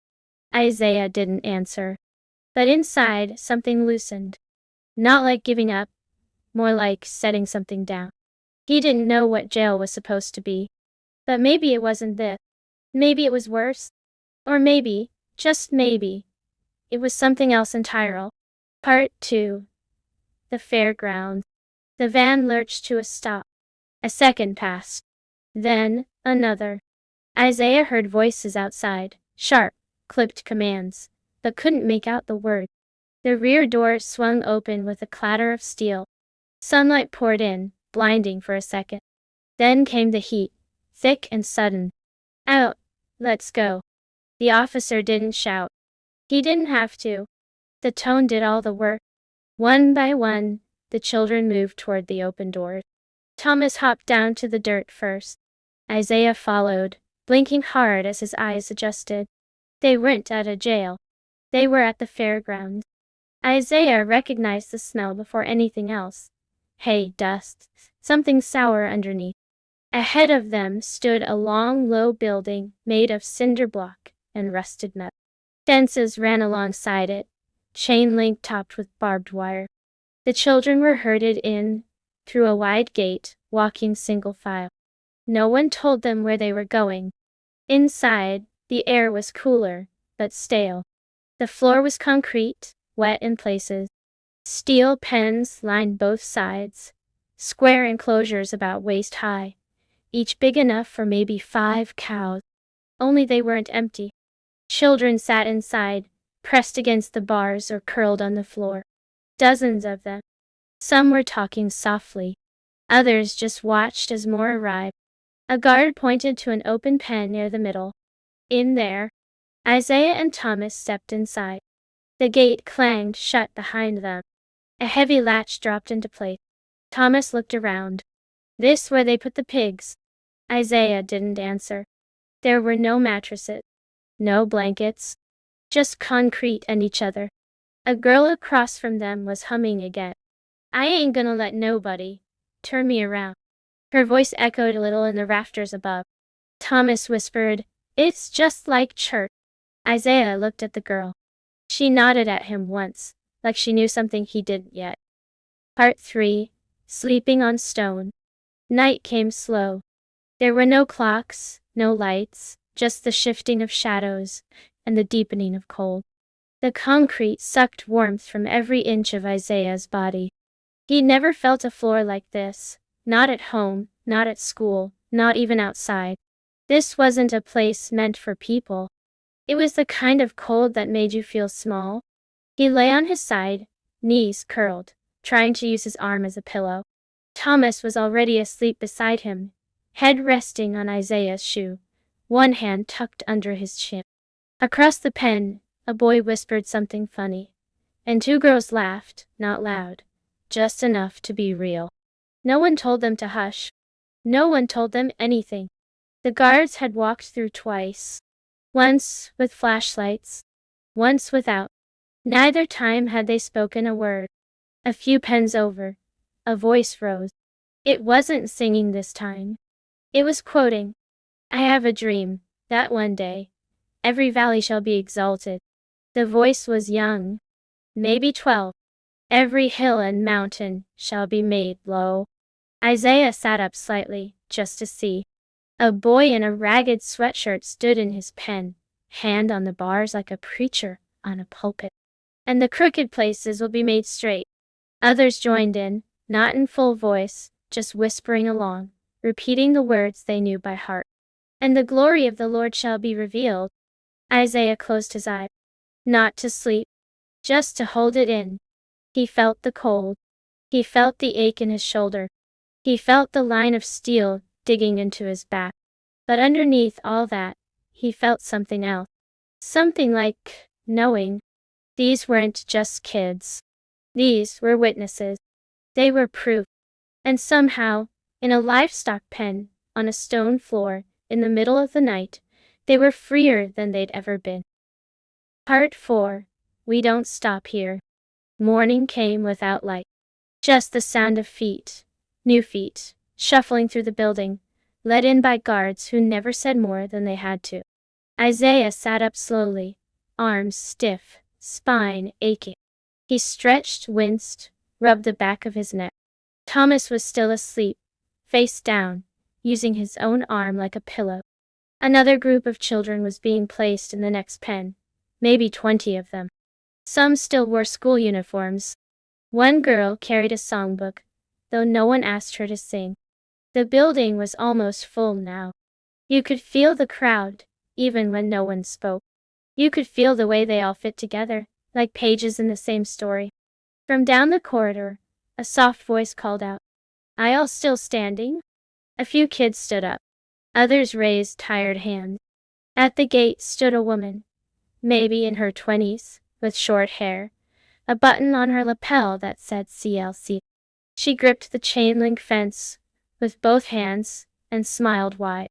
"I'm Diane," she said. "I all don't know me, but I know who you are." The building quieted. "You think this is jail? No, sir, this is school. You're learning right now what most folks never will." Isiah stood, legs shaky, one hand on the gate. Diane kept talking. "You walked, you stood up, you got locked up, and the world saw it. You did that, not your parents, not your teachers, you." A few kids clapped. Most just stared, not blankly, but like they were memorizing her face. They thought they could scare you quiet, but look at you. She laughed once, not mocking but amazed. "I'll are changing history from a pig pen." Thomas had stood by now too. He nudged Isiah. "We part of it, huh?" Isiah nodded. Slow. The air didn't feel cold anymore. Diane leaned close to the gate, voice lowering. "Don't forget this. When they let you out, and they will, don't stop. This isn't the end. It's just the next thing." She stepped back as a guard approached. "We don't stop here," she said. "We just begin." And then she was gone. Isiah looked around at the tired faces, the bare feet, the swollen wrists where the cuffs had rubbed raw. And he saw it. Not defeat. Not fear. Fire. Fire. Setting: Birmingham Fairgrounds. Detention Center, May 7, 1963. Historical context: the fairgrounds were packed by now. Hundreds of children confined in pens. Despite exhaustion and overcrowding, they began leading one another in freedom songs, prayers, recitations, and even dances. Singing in jail became one of the most powerful weapons. It echoed through the fairground walls, carried by the press and infuriated local officials, who couldn't stop. Leaders like Diane Nash and James Bevel encouraged the kids through the fences. This spiritual resistance rattled the system more than shouting ever could. Chapter 8. We all heard him sing. Part 1. That voice. It started like a breeze in the corner of Isiah's ear. Barely a sound at all. Just a hum. Low, light, scratchy, die. Wondering. Isiah sat up from where he'd been dozing on the concrete, eyes still bleared. Thomas was curled beside him, dead asleep, mouth open. The humming came again. Not a song yet. Just a thread of one. Familiar. Isiah stood slowly and walked toward the far edge of the pen, where the divider fence separated them from the next row. He listened. The humming cracked into a few words. "This little light of mine." Isiah's chest tightened. He moved along the chain link. Beyond the corner post in the pen next to theirs stood a boy with a mop of tangled hair, one sleeve rolled up, face half lit by a shaft of gray morning light. He wasn't facing Isiah. He was looking at the gate, rocking slightly on his heels. "I'm gonna let it shine." "Clarence," Isiah said. The boy turned. It took him a second. He blinked, once, twice, then his mouth curled into the kind of smile you give when you're too tired to laugh but too glad not to. "Well, I'll be," Clarence said. He stepped forward, close to the fence. Isiah pressed both palms to the chain link. "You okay?" Clarence shrugged. "Guess so. Still here." Isiah stared. Clarence looked older. Not by years, but by something else. A layer. Like time had rolled over him and left a print. His shirt was stiff with dried sweat. His shoes looked soaked through. One of his knuckles was split. "How long you been in here?" Isiah asked. Clarence squinted upward like he was counting days by ceiling beams. "Since Friday," he said. "I think. Hard to tell." Isiah swallowed. "I thought you got out." Clarence shook his head. "They moved us here when the jail filled up.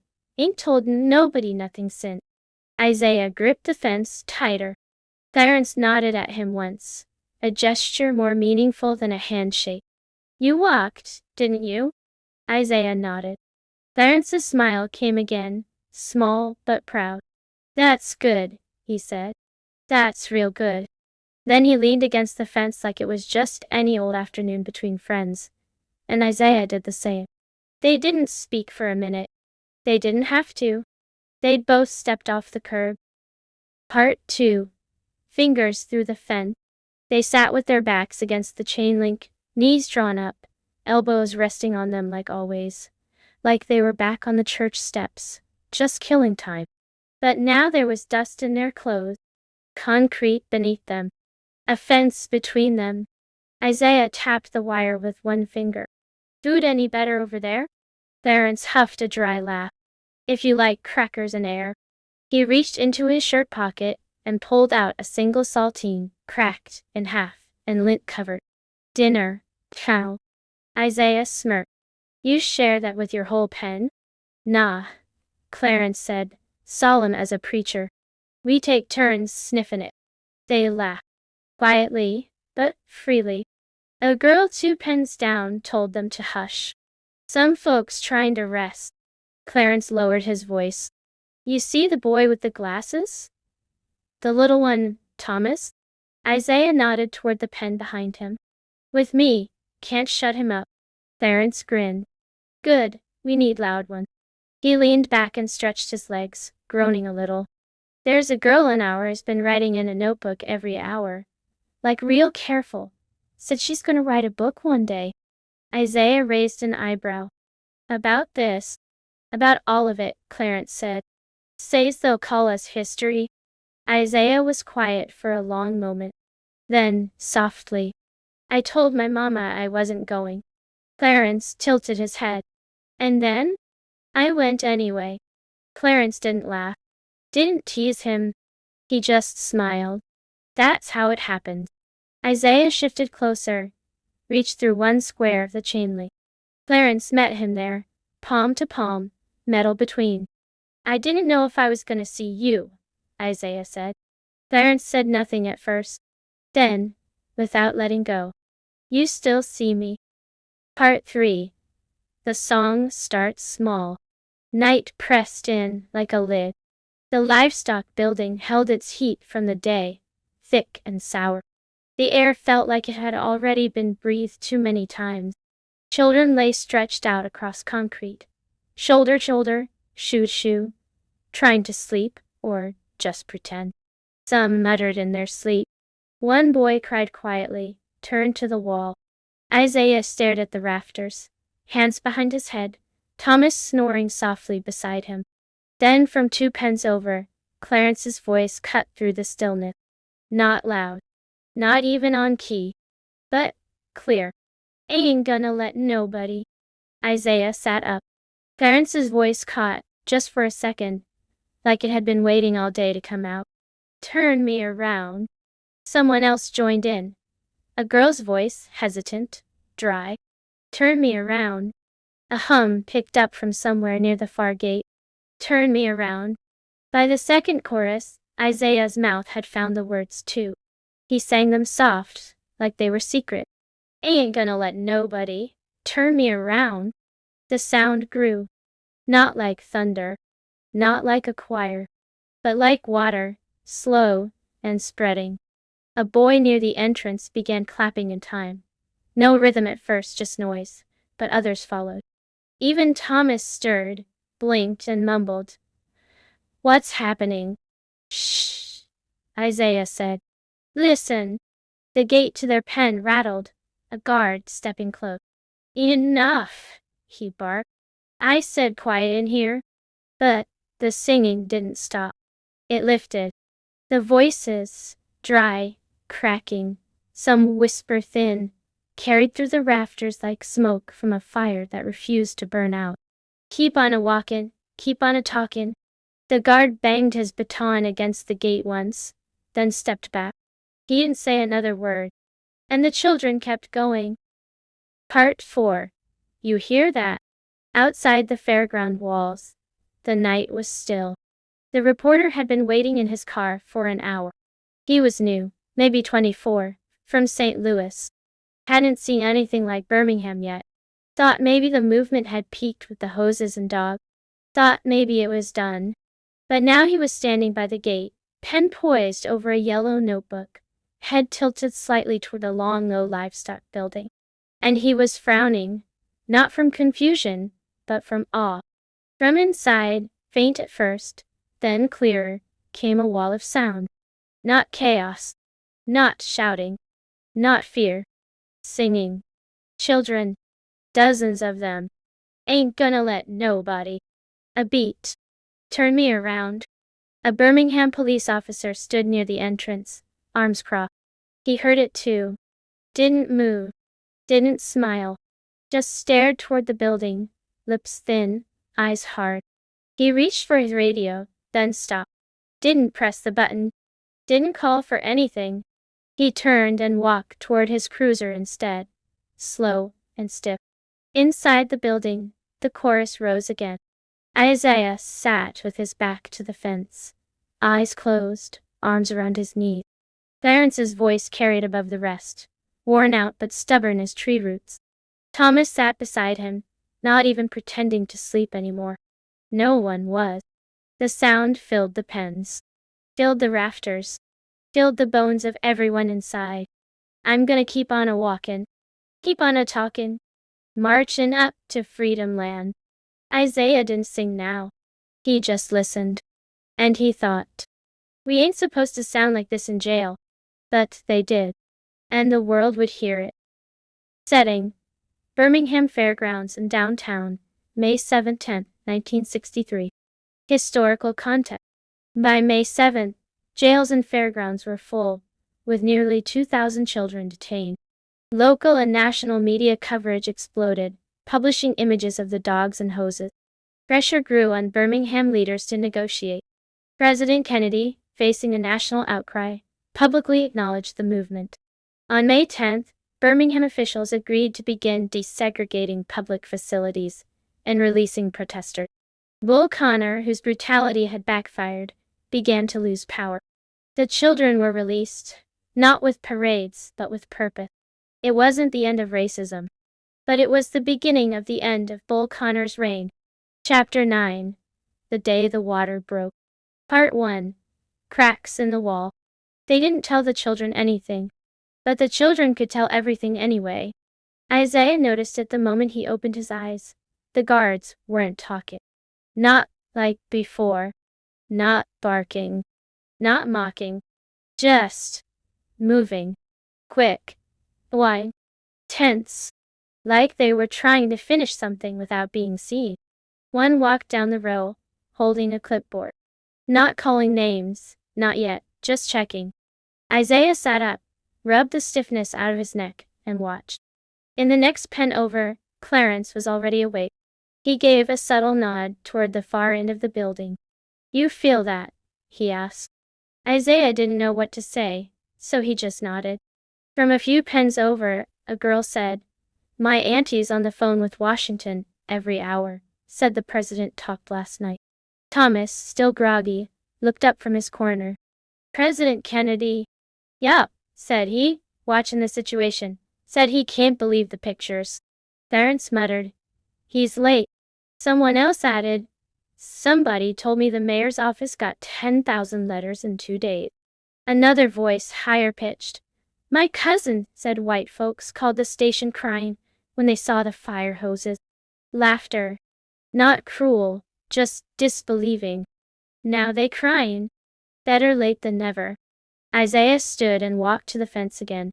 The sun outside was brighter than yesterday, like it knew something was coming too. A guard walked past. Didn't even look at him. He looked tired. All the guards did. Clarence stood beside Isiah and rested his arms on the chain link. You see it? He said. See what? Clarence smiled, small and quiet. They ain't winning anymore. Part 2: Eyes on the Fence. They came early that morning. Not the guards. The press. Isiah heard them before he saw them. The hum of engines pulling up, the creak of boots on gravel, the metallic clink-clink of camera lenses hitting the fence. Then came the voices. Can you tell us your name? How long have you been held here? Do you know why you were arrested? Isiah crept to the edge of the pen and stood where the shadows met the sunlight. On the other side of the fence stood a row of men and women, in jackets too clean for Alabama heat. One wore sunglasses. One wore a badge that said NBC. One, the youngest, had no camera at all, just a pad of paper and a pencil she never looked up from. The children stirred. Some moved back, ducking behind others, but a few stepped forward, bold, messy-haired, sleep still on their faces, and stared straight through the chain link. Yes, I know why I'm here, a girl called out.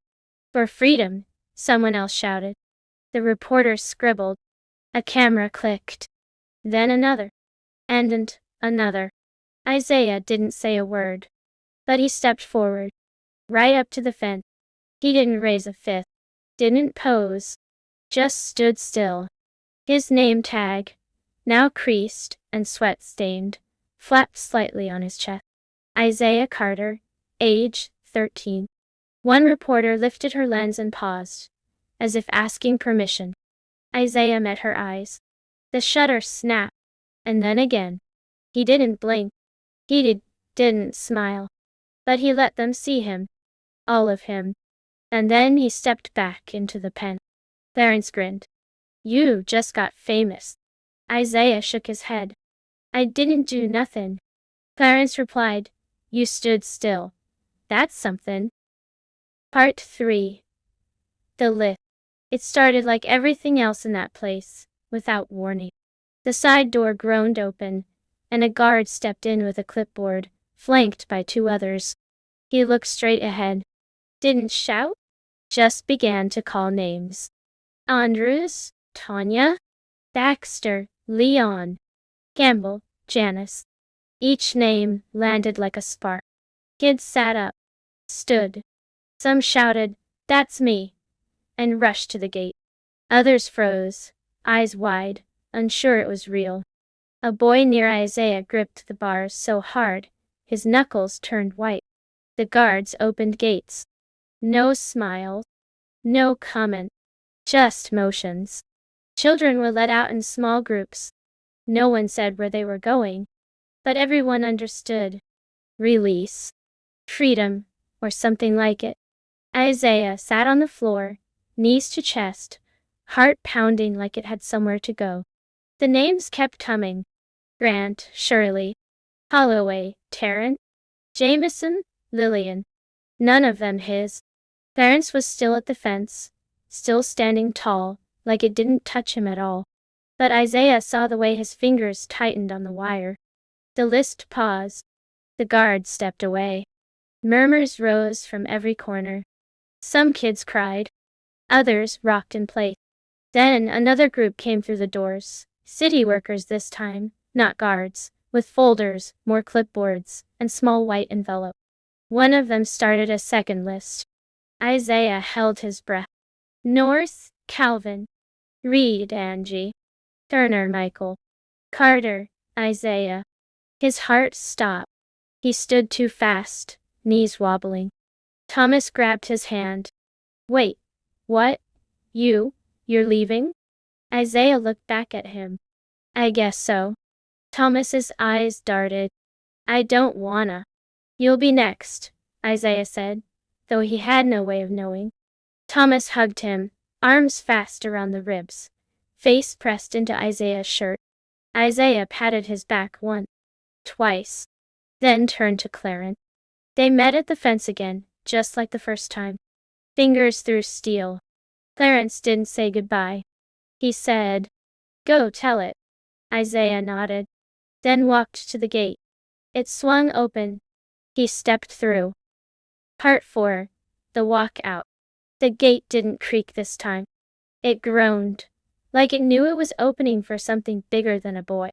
Isiah stepped out into the morning sun, blinking hard. It was brighter than he remembered. Or maybe he was just seeing different now. 2 rows of people lined the gravel lot outside the fairground fence. Some were reporters, cameras already lifted, shutters snapping. Some were parents, eyes searching every child that came through. Some were strangers, just standing quiet, holding signs or handkerchiefs or silent. Isiah stood there for a moment, not sure where to go. Then he saw him. Across the lot. His father. Same cap. Same stance. Arms crossed, back straight, jaw set like he'd carved it out of stone. He wasn't smiling. Wasn't crying. Just watching. Isiah didn't run. He walked. Past the chain link. Past the cameras. Past a woman whispering, That's him, that boy was in the paper. His father didn't move until Isiah was 2 feet away. Then, he uncrossed his arm. Boy, he said. Isiah looked up. Yes, sir. You all right? Isiah nodded. I walk. His father blinked once, then reached out and laid a rough hand on Isiah's shoulder. That's what I heard. They didn't hug. They didn't have to. The wind shifted. Somewhere behind them, More names were still being called. The march wasn't over, but Isiah had walked into it now, all the way. And when he turned his face toward the sun, it didn't burn. It welcomed him. Interviews with real participants. Birmingham, 1963. I wanted to go to jail. Audrey Faye Hendricks, age 9. I felt powerful. I'd never felt that way before. Janice Kelsey, age 16. We knew we could die, but we also knew we could make them listen. Wash Allen, teenage marcher. Chapter 10. What happened after they walked? Isiah is fiction. But what happened in Birmingham, Alabama, in May 1963, was not. This is the truth. May 11th, 1963. More than 2,000 black children marched in the streets of Birmingham. They came out of school buildings, homes, and churches. Some were just 7 years old. They were met with police dogs, with fire hoses, with fists, with jail. Children were dragged into paddy wagons, held in city jails. Some were locked in livestock pens at the fairgrounds, sleeping on cold concrete without blankets. They were denied phone calls, denied their parents, denied safety. The world was watching. For the first time, the violence of segregation was caught on national television. Newspapers and magazines published photographs that shocked the nation. Children crumpled beneath water hoses, police dogs lunging at teenagers, young girls praying in handcuffs. President John F. Kennedy saw it. He said the images made him sick, and for the first time he began drafting civil rights legislation. May 10th, 1963. Under national pressure, Birmingham officials agreed to start desegregating public facilities, lunch counters, restrooms, drinking fountains. Some people called it a victory. Others called it a betrayal. May 11th, 1963. The bombing. The very next night, a bomb exploded at the Gaston Motel, where Dr. Martin Luther King Jr. and other leaders had been staying. Another bomb hit the home of a local black pastor. Birmingham erupted. Thousands flooded the street. Riots broke out. The National Guard was called in. Change was not coming peacefully. What happened to the men in charge? Eugene Bull Connor, the public safety commissioner, who ordered the use of dogs and fire hoses on children, refused to back down. He once said, "If the North keeps trying to shove this thing down our throats, there's going to be bloodshed." He was removed from power after Birmingham changed its form of government to strip him of his position. But he never apologized. He remained defiant until his death in 1973. Mayor Arthur Haynes, a vocal defender of segregation, also lost his office that year. He was defeated in a special election and replaced by Albert Boutwell, a less extreme politician. After leaving office, Haynes became a lawyer and later defended white supremacists, including one of the men accused in the 16th Street Baptist Church bombing. The police officers who beat, arrested, and terrorized children? Most kept their jobs. Almost none were punished. Their names were remembered by the children they hurt. September 15, 1963. 16th Street Baptist Church bombing. A bomb tore through the basement of 16th Street Baptist Church, the same church where many children had gathered before the marches. It was Sunday morning.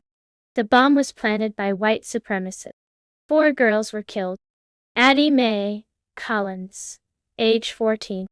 Denise McNair, age 11. Carola Robertson, age 14. Cynthia Wesley, age 14. More than 20 others were injured. No one was arrested for the crime, not for years. Justice came late. Too late. What changed? The bombing of the church outraged the nation. The world could no longer look away. Less than a year later, on July 2, 1964, the Civil Rights Act was signed into law. It ended legal segregation in public spaces across the United States. The children of Birmingham helped make that happen. What didn't? The bombers walked free for more than a decade. The hatred behind segregation didn't vanish. Violence didn't stop. Racism didn't disappear, but something had shifted. Because the children walked, the country could no longer stand still. They were only kids. But they stood up when others sat down. They walked, and the world moved.